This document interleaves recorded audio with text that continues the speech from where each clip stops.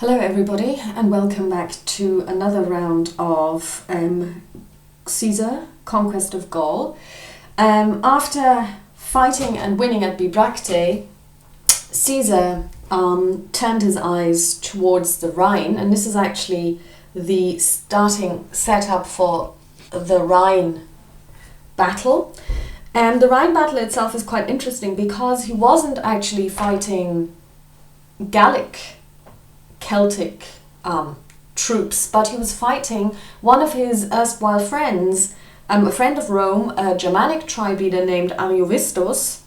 You can see him here. And the reason why he decided to leave the Gallic front line and turn towards the Germanic front line was that the Eastern Gallic tribes were very unhappy about the incursions from the Germanic side, and the Germanic tribes were, of course, Germanic tribes. They were not Celtic tribes, so they weren't even closely related at all. And they had been moving into Gaul, and the Gauls were very unhappy about it. And so they decided to get this new strongman, Julius Caesar, down here, who had been so successful in subduing them, to help them against the Germanic tribes. And this is a pattern that we see quite often in the history of Rome. They invade a country, they subdue some of the tribes, and other tribes that were the enemies of the subdued tribes finally go, oh, the enemy of my enemy is my friend, and they start working together and collaborating with the invading Romans and try to use the Romans to their own ends. And usually they lose out, because in the end Rome has only one friend and only one interest, and that is Rome herself. And so what usually happens is, if you do ally yourself with Rome at some point, Rome will take over anyway. So basically what we have here is the setup, and it's a very, very long stretched out battle. So this battle happened straight after Bibracte. So as a result of the losses incurred at Bibracte, all of the cohorts, the second and fourth cohorts of legions 10, 9, 8 and 7 are depleted. So basically they cannot be reduced if they rout. And the two legions over here, the 12th and the 11th, are these two. They are recruits, so they're not veteran legions. On the Germanic side, we have a large amount of different tribes.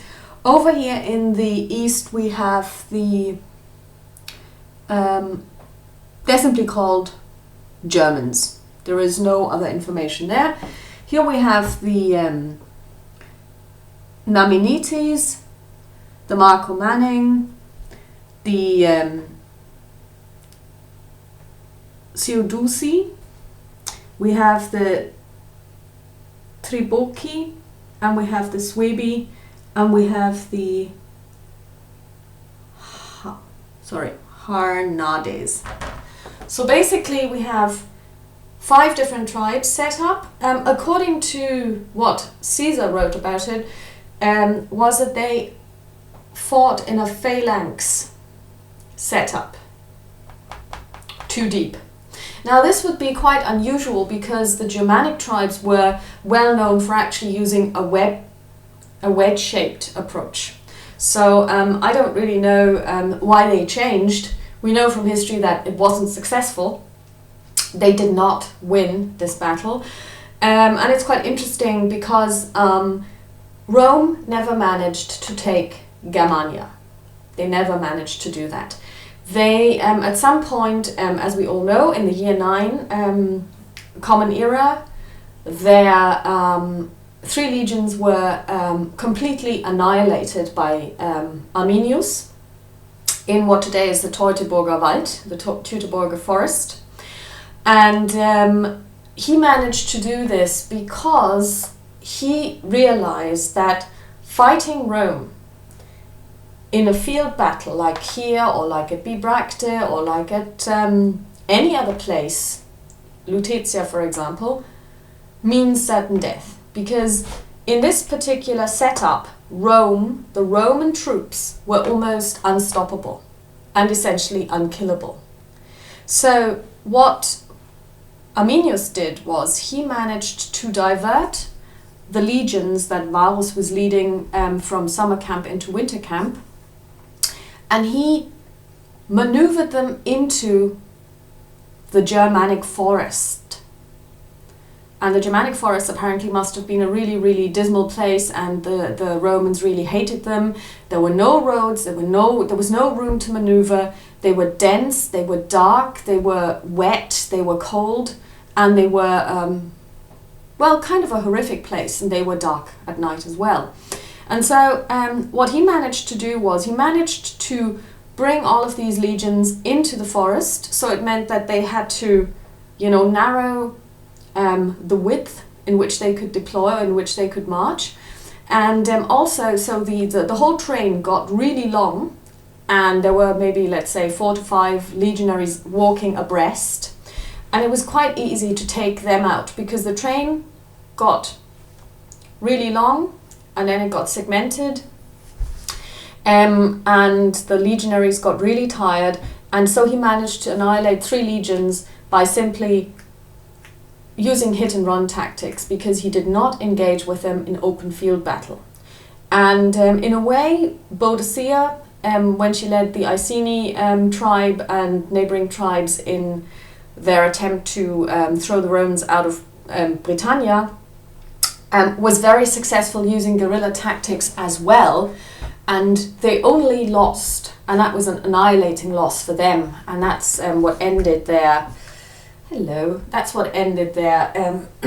attempt to throw the Romans out of Britannia, when in the last battle they decided to engage the Romans in an open field battle. And again, that's what the Romans like, that's what the Romans are best at. They are so well trained, they have room to maneuver, they have room to deploy, they can use all of their different ways of moving around, the different shield maneuvers that they can use, that as soon as they engage in an open field battle, usually the Romans cannot be destroyed.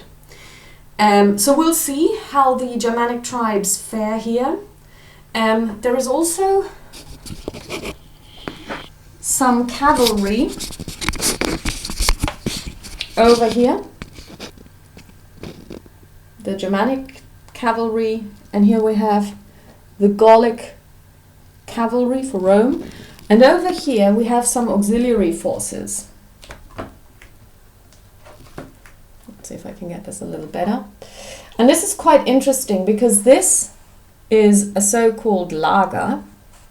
So they managed to camp. The Romans managed to set up a camp which was almost behind enemy lines, and they managed to deploy some auxiliary troops there. Now, it's quite interesting that they managed to do this, and I don't really know how they did it, but I guess, if you're Julius Caesar, you're such a military genius that nothing is impossible. So this is now the setup phase, and I'm going to play a couple of turns, and then I'm going to add a couple of videos around how the battle is going. But before we do this, we'll just roll for Rome. Rome rolls a 4, and the Germans roll a 0, so Rome goes first.